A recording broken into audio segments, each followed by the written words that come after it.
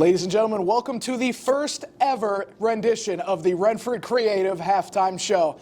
Really excited to bring it to you here at the home opener against Kenyon College. And we have a very special guest on our hands today. Now, you're probably wondering with the Wrenford Halftime Creative Show, what is Wrenford Creative? And that's going to be a brand new company coming just outside of the outskirts of John Carroll University from a John Carroll alum himself, class of 2014, with a graduate degree in 2017. He was the winner of a Tim Russert Meet the Press Fellowship, and he is the author of Warriors, the John Carroll men's soccer story. It is my absolute honor and pleasure to bring you today Mr. Dale Armbruster. Dale, thank you for your time today, my friend. I appreciate you having me. This is exciting. Yeah, I'm really excited to kick everything off with the first halftime show of the year. And, I mean, first of all, you know, just give us the rundown. Tell us a little bit about yourself and how you ended up at John Carroll and how you ended up back at John Carroll. Yeah, I mean, that story goes back now a few more years than I'd like to admit. But came out for a visit at John Carroll and immediately fell in love with the place. Part of the reason I did was, I think, why we're here today, which is sports. Knowing that I wasn't going to be a college athlete, but I wanted to stay around sports, there were opportunities for me to stay involved.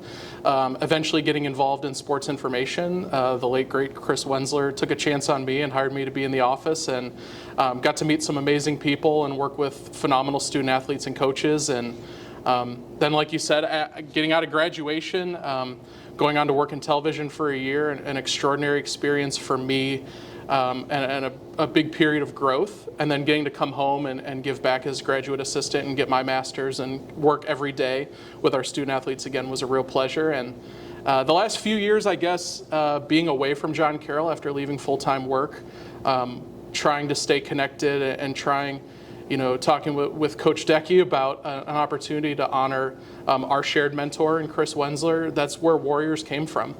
The 60th anniversary of John Carroll men's soccer, you can see on the backdrop behind us, a perfect opportunity to tell a story about a team that in recent years was inspired by a man's very brave and impactful cancer fight. Of course, and after you graduated, and like we said, you kind of gravitated back. And in terms of your proximity to the men's soccer program, you could love the program, but having the inspiration and the motivation to write a whole book on 60 years of a program's history, I mean, that's a whole nother level of dedication. So how did that exactly spring about? Chris passed in June of 2020, and I remember in the days after his passing, Decky and I sat down and talked about, is there something cool we can do to honor his memory? Obviously, Wenzler's Warriors has become a crucial mantra for the program. And then life kind of took us both in different directions, and things pop up and life changes. And the 60th anniversary was a natural point to say, okay, what does a project look like to honor the 6 decades of players and coaches, and also honor Chris and honor this unique program that has grown from quite literally playing in a field full of rocks to national prominence. And that's where Warriors came from. I started my business in May of 2023 and delivered a book some 450 days later. But it's been incredibly rewarding to do it, and I'm really proud of the final product. I got to meet some wonderful people from the 60s on through to folks who just graduated recently, and then being able to follow the team and travel. We shared a bus seat on our way to Virginia. Travel buddies. It was a pretty fun weekend there. The guys obviously fell a little bit short against Mary Washington, but not all stories end with fairy tales, right? Yeah. The final product is something I'm very proud of, and a first product under the label of my business I'm also very proud of.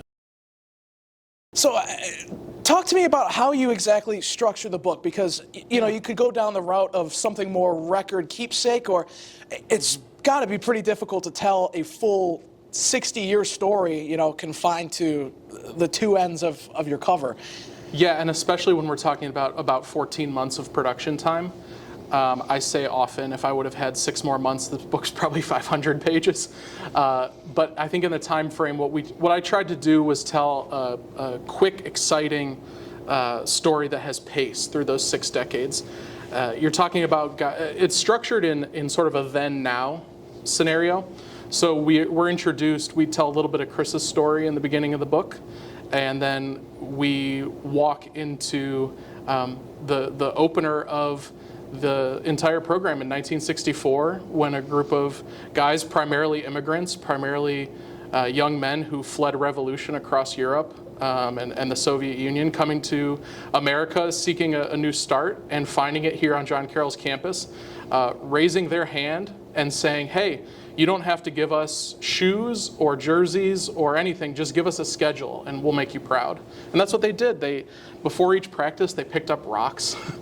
Before, they carpooled to road games. They didn't always have buses. It was a very interesting start, and that led way into the 70s of, I call them the Boston boys, the guys who came in and changed the program's energy under head coach Tim Babb, and then on through into the 80s and 90s, into the Maslona era and Ali Kazimani, and now through to Hector and Decky leading the program. It rhymes, I guess, each generation. Their stories are different. You know, guys on the 2024 squad, I'm assuming, are not going to disco clubs the same way guys in the 1979 program did. But the stories of hanging out with friends and meeting girls and going on trips and ridiculous preseason workouts and fun upsets and beating Notre Dame on the road, like all those things throughout time, I think are stories people be really interested in. And then on the 2023 front, my goal, and I told the guys this when I met with different players, was this isn't Hard Knocks. I'm not trying to give a peek behind the curtain and make you all look bad. What I'm trying to do is capture what life for a Division III student athlete looks like in 2023, when the whole NCAA is changing, when you have major expectations as a program. What does life look like for you? What do games look like for you? And to their credit, I think they were very open and honest. And I hope it's a revealing look at what it means to be a student athlete in 2023 and 2024, but especially at John Carroll, and what legacy means as you talk about it growing over 6 decades.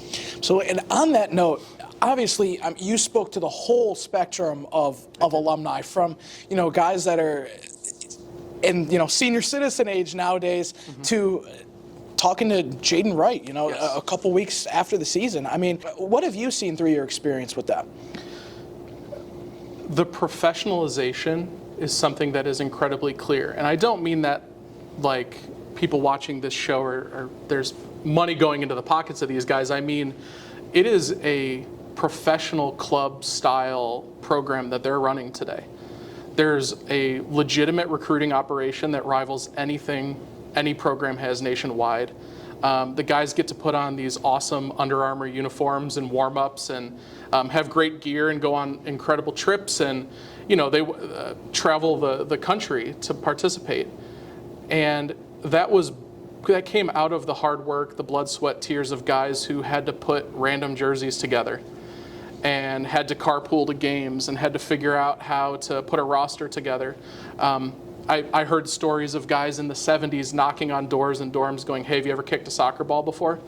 No. Have you ever played an organized sport before? You have? Okay, cool, come with us. Just pulling guys out of dorm rooms so they'd have enough numbers to play the game.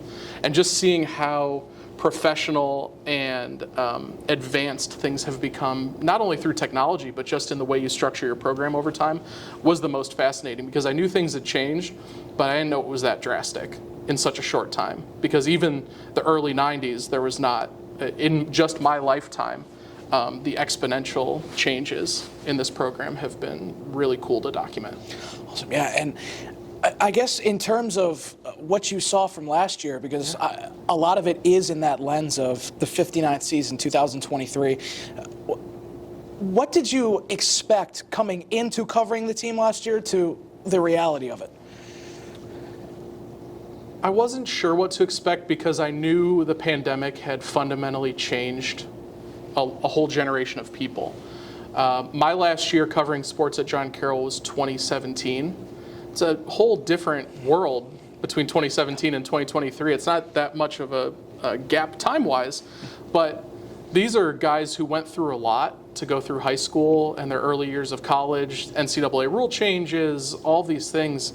And I just wasn't sure what to expect, I guess. And what I found was a group of people who are incredibly thoughtful, who care very deeply not only about soccer, but what goes on in the classroom as well, their extracurriculars, all the things they're doing.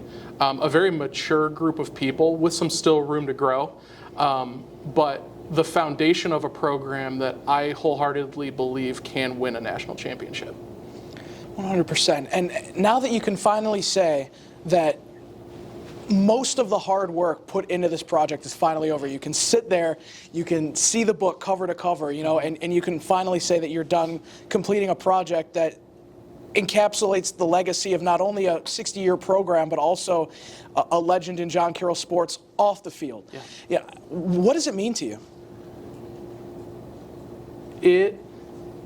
I would be lying to you if I said there weren't tears when I opened that box for the first time. When that shipment of a dozen or so boxes, however many it was, dropped off at my house. It's no secret how much Chris Wenzler meant to me. And so while it's a conduit to tell a ton of stories about some great people I met and new friends I made and John Carroll alumni along the way, I know in my heart this is a book he would have written if he was here. I miss him terribly. And I know that this place is in good hands because of the foundation he built. One of my friends and colleagues from college, Joe Ginley, taking over as sports info director, Decky at the helm of the men's soccer program. So many really wonderful Wenzler disciples around this place. Mike Scanlon in University Advancement. This place is stronger because he was here. And so as time goes on and those memories fade of people who actually knew him, I'm proud that there's something that honors him in a really cool way that someone can pick up and know who he was, even if they never got to shake his hand or sit and have a Diet Coke with him. Of course, and finally closing things up, obviously Wrenford Creative isn't just going to stop at that book. Sure. I mean, what are your future plans looking like for the company in general? Yeah, I was looking for a creative outlet. The book was the first one, obviously. But my hope is to inject a little bit of that John Carroll mission into that freelance work. I know there's a lot of small businesses out there that know their audience and know their product and work really hard, but might not have the resources to hire someone to bring in and at a firm level and do some of that brand identity work, audience engagement work. That's where I can come in. I can come in and help that small business figure out how to better reach the certain segment of their audience, or I can help them figure out analytics for the first time, or really get their head around what their mission as a company actually could be. So doing that level of consulting work for companies that don't have the resources that larger ones do is something I'm really passionate for. Anyone that's interested out there, work with Wrenford.com.